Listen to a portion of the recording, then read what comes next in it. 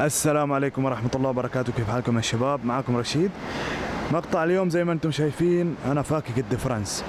بالمقطع اللي راح غيرت جلد الكردان، كانت مضروبة عندي وكان عندي طقة وقت الغيارات، فتوقعت انه منها قلت خليني اغير الاسهل في الاسهل. غيرتها ما راحت الطقة كانت بسبب جلب الدفرنس. مكان ما يتثبت الدفرنس هنا تركب بالشاص جلبتين، فاضطريت اني انزل الدفرنس عشان اغير الجلب. نزلت الدفرنس، غيرت الجلب، كل شيء تمام. اكيد ما حرجع الدفرنس زي ما هو على السيارة.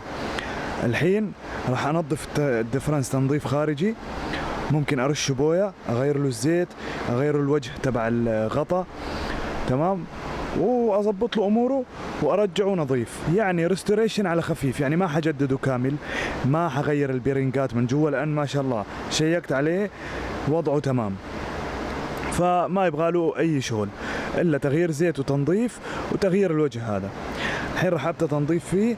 طبعا اغلب الشغل هذا راح يكون نازل على السناب شات، لان هذا الشغل صعب، ما اقدر انزل لك تحت السيارة اصور لك بالكاميرا واسوي لك مقطع كامل عن تغيير الجلب.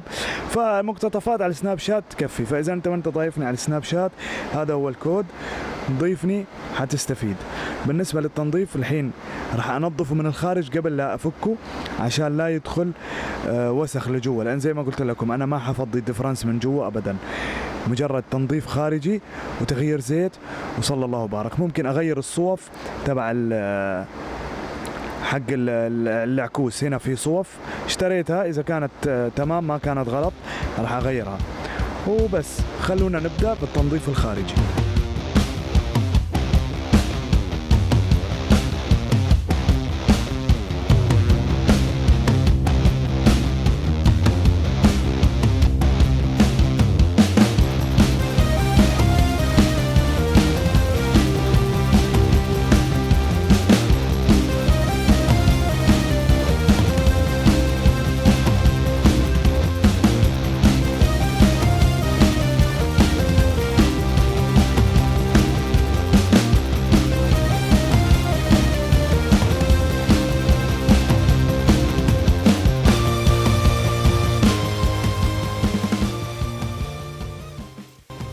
تمام شباب، فضيت الزيت.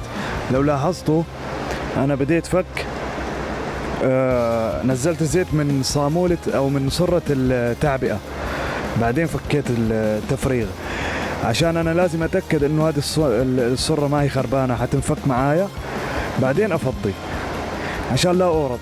لو ما حتنفك معايا اخليه زي ما هو بزيته ولا افكه ولا شيء، لان العيار من هنا تصب الين ما ينزل زيت من سرة التعبئة وخلاص.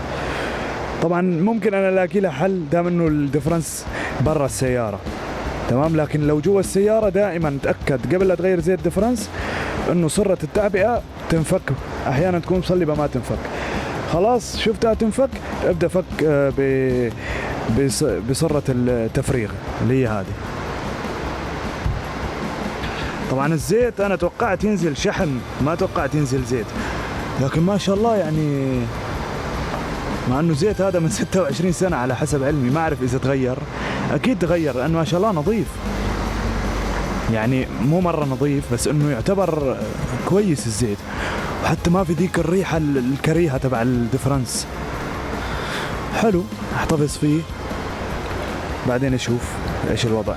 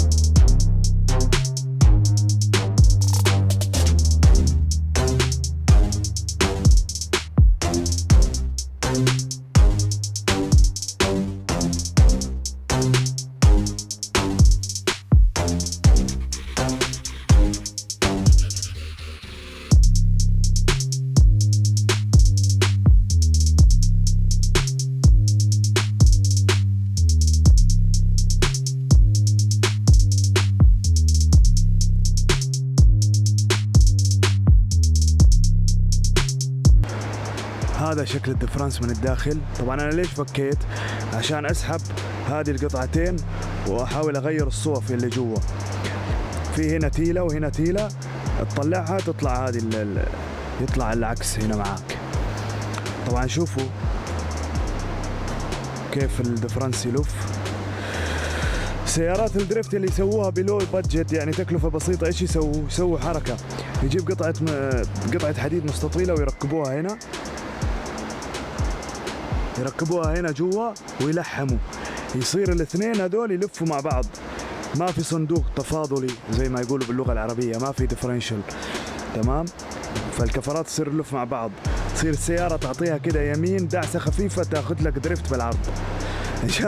ان شاء الله حجيب لي ديفرنس من التشليح اسوي فيه الحركة هذه واجرب اركبه على السيارة اشوف ايش يصير. طبعا ان شاء الله بالمستقبل. هذا الدفرنس عادي ما عليه ASD ولا ASR ولا الامور هذه، هو اللهم مسننات ولا في كلتشات ولا شيء، وهذا المسنن الجير الكبير. الحين اللي حسويه هطلع التيل عشان اسحب هذه القطعة.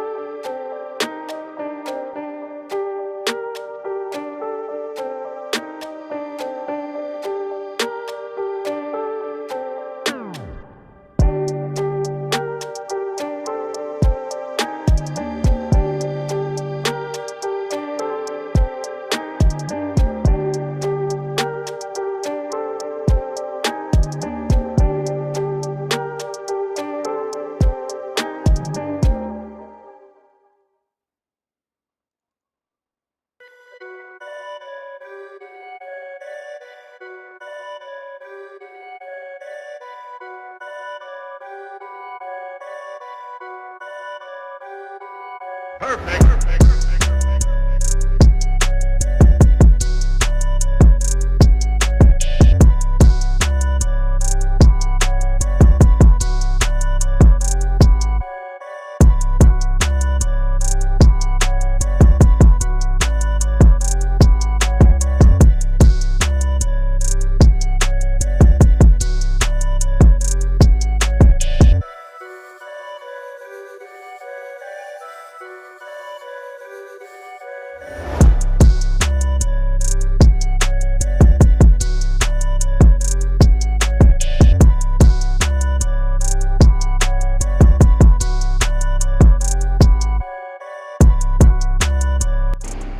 تمام شباب، هذا الشكل النهائي للدفرنس بعد التنظيف والرش وتغيير الزيت والصوف، والحين هو جاهز للتركيب على السيارة.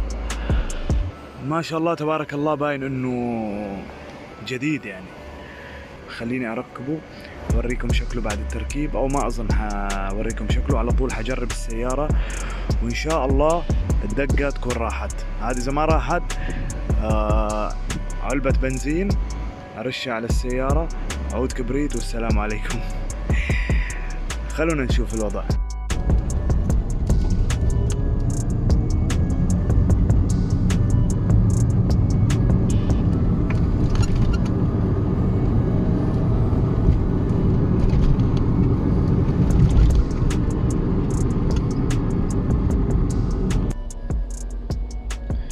والله أنا مبسوط جدا. الطقة راحت خلاص، الجير قاعد يعشق كأنه سيارة 2020. طبعا زي ما قلت لكم أول، في 3 أشياء للطقة، اللي هي جلدة الكردان وعيار الجير وجلب الدفرنس.